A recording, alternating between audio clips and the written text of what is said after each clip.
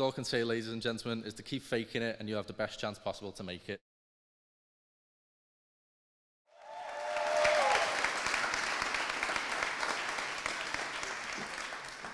Good evening, ladies and gentlemen of the House. Thank you all for coming and welcome to perhaps the most elaborate and pompous examples of clowns spouting mediocre, confused speeches ever seen by the public, at least since last week's televised election debate.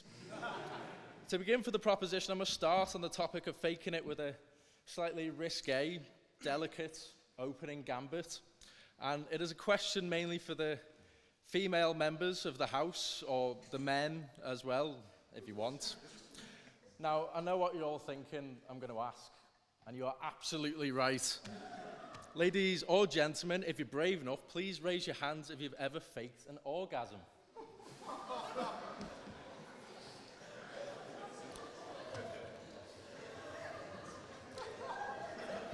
Right.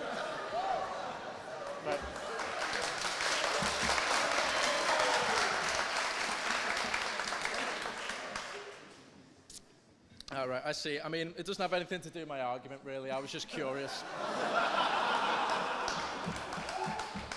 I'll be honest, I saw both my girlfriend and my mother raise their hands in the corner of my eye. I think it's a good thing I got my therapist on speed dial after the debate. I don't know, maybe me and my dad can double book. I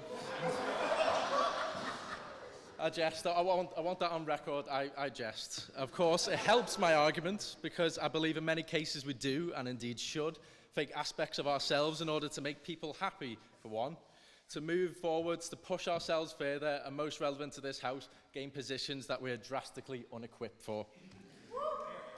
From faking that you enjoy your grandmother's Christmas gift of socks to add an imaginary sport and prowess for teamwork skills to a CV to, I don't know, pretending you didn't have Sky Plus as a kid, as Rishi Sunak did. I feel no one is exempt of having faked something in order to make their lives easier or achieve something in some way.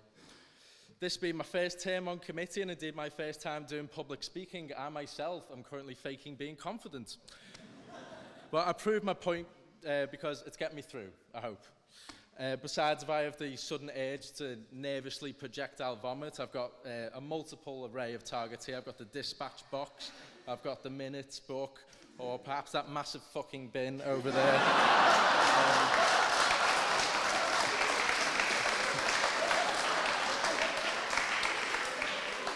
And on that bin shell, before I expand on my argument, it falls on me to introduce the speakers in opposition for tonight's debate.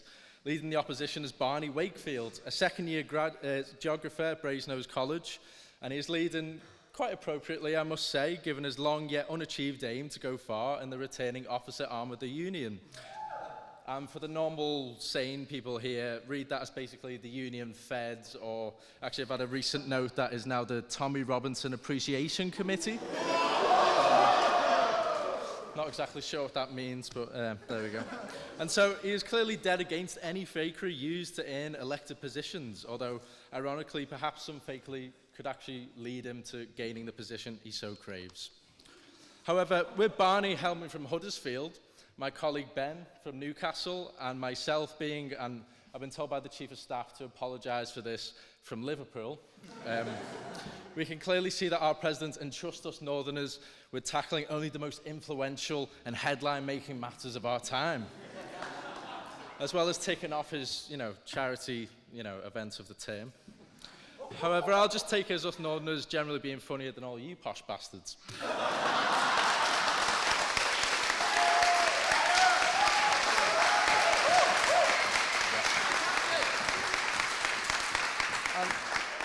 Listen, on that point, before I get to the others, I'm faking my best diction tonight.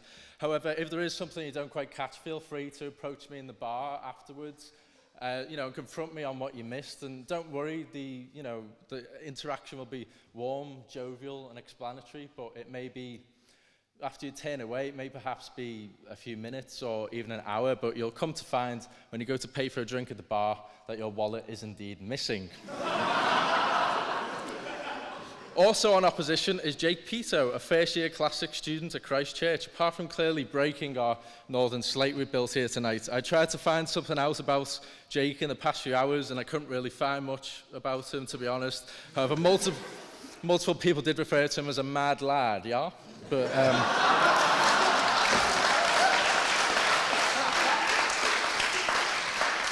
so I'll let that speak for itself, and we'll have to see just how mad he gets. But I'm still not surprised that he's in opposition, as given he's in line to become a viscount or a baronet or whatever the fuck it's called. At some point, I doubt he's ever had to be anyone but himself to feel right at home in Oxford. Moving on from Jake. No, ladies and gentlemen, the house has not been pumped with an airborne psychedelic drug. You are indeed seeing correctly. Despite having our fair share of clowns, both from nobility as members and as guests of the union, this is the first time we've actually seen one holding a title actually attend a comedy debate. I'm of course referencing our lordship Count Binface, himself a leader of the Recyclons from the planet Sigma 9, as well as being a previous candidate for the London mayoral election and currently expressing intention to compete in the current general election. I would say he is, in many senses, an all-round piece of trash. Mr. President, these are your speakers, and they are most welcome.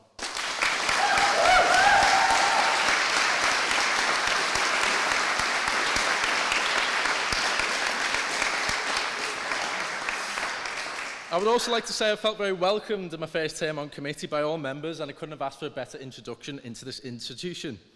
It's been an immense pleasure. I would especially like to thank our esteemed President, Louis Wilson, for this amazing opportunity. It's very generous of him to award me the speech, and it was even more generous as a father to allocate me a 6-week window over the summer holidays in which I can occupy his flat in Munich.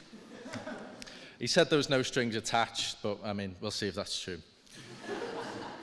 In all seriousness, though, Louis and the committee have expertly navigated a turbulent yet amazing term. I think we should give them all a big hand.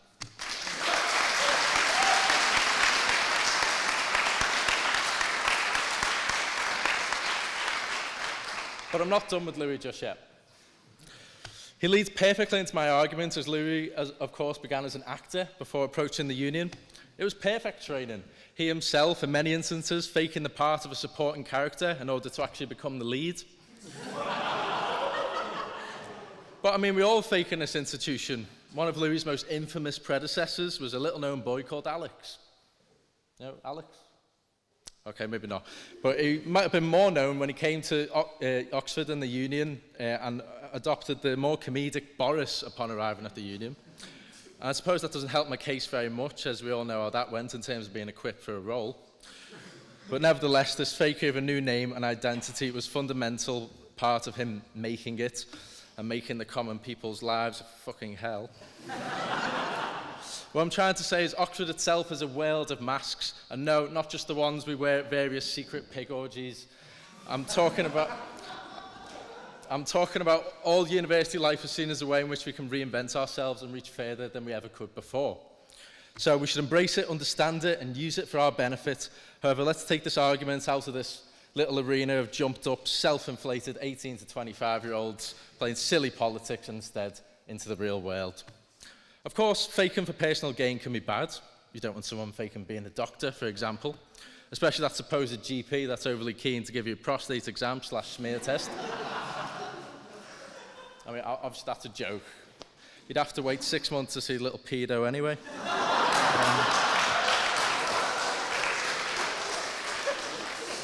Fraud and tax evasion as fakery is also awful, of course, but I'm a bit uncomfortable saying that in this room, as without it I feel like this room population would decrease by roughly 70%. I guess faking expertise can be dangerous in some situations. In fact, a YouGov survey in America determined just under half of men confidently feel that they can land a passenger plane in an emergency situation. While this is somewhat ridiculous, I must applaud it as belief that you can do it, and the rush of pushing a pilot in cardiac arrest off a seat, taking the reins, and undoubtedly nosedive into the sea is much better than having an oxygen mask strapped to your face and wishing that after you die, someone doesn't go into your search history. It can be helpful for social enjoyment if you wish to venture into the vast tapestry that is Oxford's club scene tonight. you'll find people convincing themselves through alcohol and an array of other substances that the club is anything but the absolute shithole it is. Yet they're all convinced they're having a great time, and that's okay. And most importantly, and what I finally want to come to, is this debate references most directly the use of faking it to achieve a position or to make it.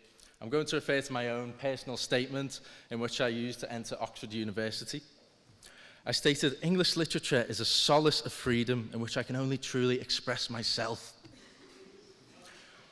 However, you know, even at A-level and even now, it's more akin to a sense of paranoia in prison, waiting for that unexpected cellmate.